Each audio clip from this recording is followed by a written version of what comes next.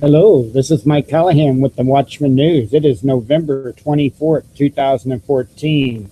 The time is 2:24 p.m. That's Central Standard Time. I wanted just to hop on real quick and give you an update on the Michael Brown, Ferguson, Missouri, Darren Wilson indictment case. Apparently, a decision has been reached, and I'm going to read from a local news station exactly what they have posted here. Reports say Ferguson grand jury has reached decision. A grand jury has reached a decision about whether to indict a Ferguson police officer in the shooting death of Michael Brown, media outlets reported Monday, citing unidentified sources. The Associated Press was not able to immediately confirm the reports, which included national and local news outlets citing unnamed law enforcement officials and other sources as saying the St. Louis County prosecutor would announce as early as Monday evening whether there would be charges against Darren Wilson, the white suburban St. Louis officer who fatally shot the black 18-year-old after a confrontation in August. Missouri Governor Jay Nixon was traveling to St. Louis from the Capitol on Monday afternoon, spokesman Scott Holste told the AP, but did not say why. Speculation about the timing of an announcement swirled, and largely peaceful protests took place during the weekend after the grand jury met Friday, but apparently did not reach a decision.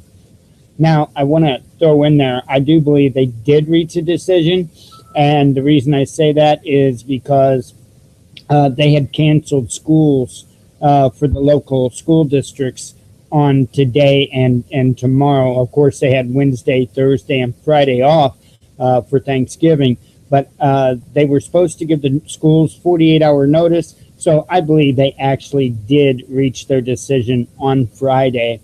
But anyways, Reggie Cunningham was among Sunday night's protesters. He said he doubted Wilson would be indicted and felt like authorities were delaying an announcement to spin this in the most positive way possible.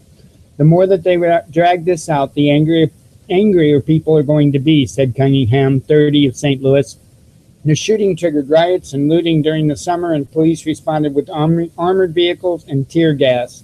Many had thought a grand jury decision would be announced Sunday, based partly on a stepped-up police presence in the preceding days.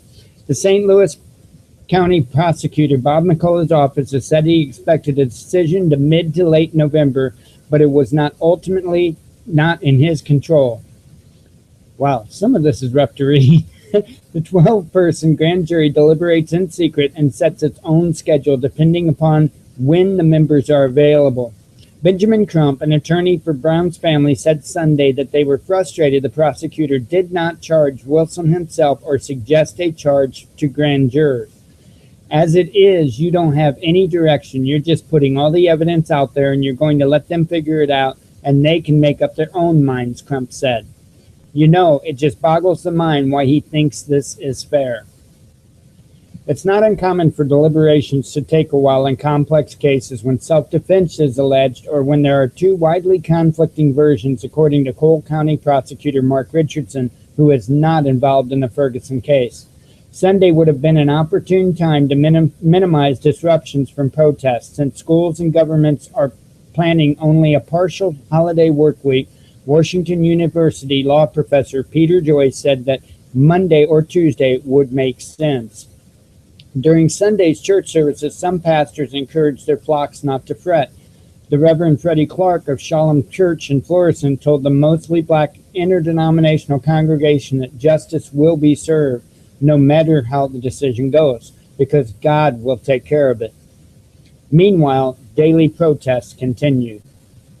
People feel like it's been engineered so that the results wouldn't come out until after the election and until the weather got cold, and it would be more difficult to protest, said Susan McGrath, supervisor of criminal defense clinic at the St. Louis University School of Law.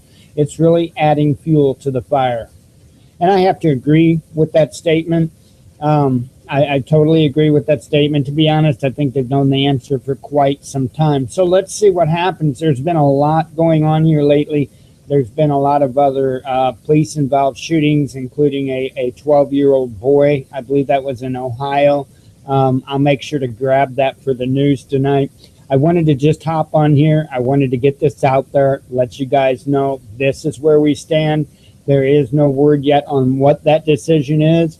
I will hop on. I'm sure it will probably come out before the show. I will hop on again if they release that decision and give a quick update, and we'll go from there. I am sure I'll be covering it on the show tonight, along with some other news topics that I have ready for you.